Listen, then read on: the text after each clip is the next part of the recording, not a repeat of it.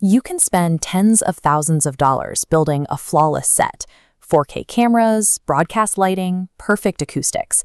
But if the content doesn't actually do a job for your business, you haven't built a marketing asset. You've just paid for expensive wallpaper. The standard playbook usually goes like this. A company puts an executive in the chair and lets them talk about recent corporate milestones.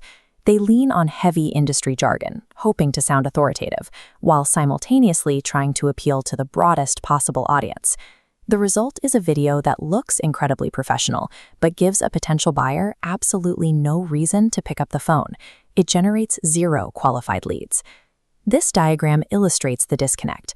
On the left, lifestyle creators broadcast outward, catching random viewers. But on the right, professional service clients aren't looking for entertainment.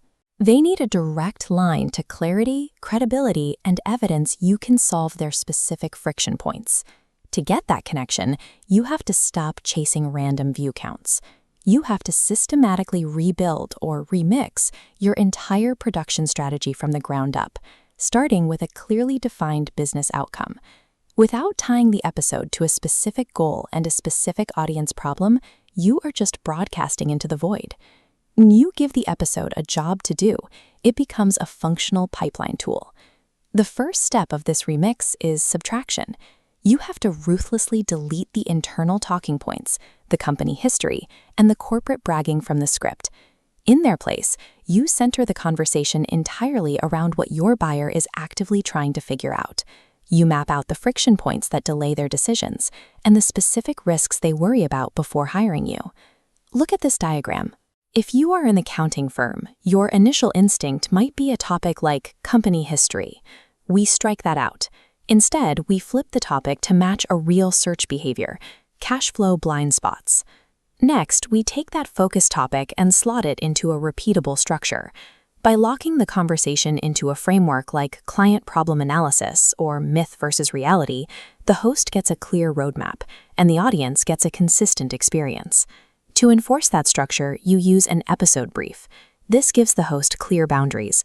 It defines the core questions to answer and the specific takeaways viewers need, preventing smart people from talking in circles or hiding behind jargon.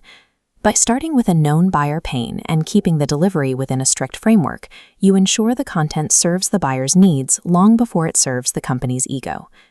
Once the structure is set, you map the episode to a specific stage of the buyer journey. An episode designed to attract new attention uses broad, plain language, while bottom-of-the-funnel content dives deep into process, risk, and cost factors to build trust.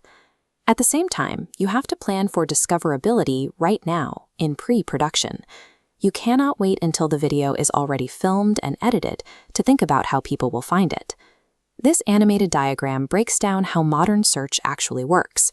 It extends far past traditional text SEO.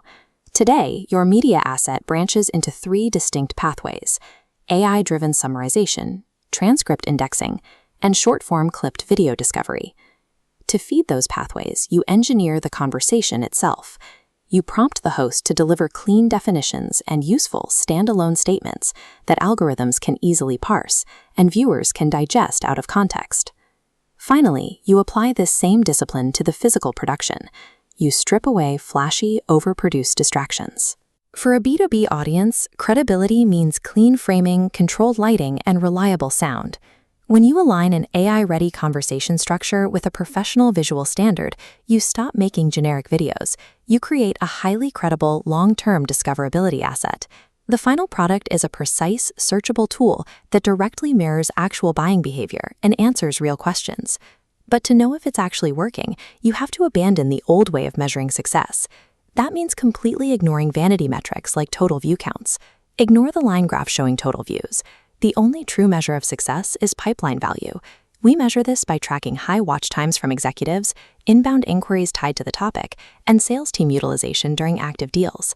One episode alone might not close a deal, but a sequence of these highly targeted episodes works together to shorten the trust-building process across the entire sales cycle.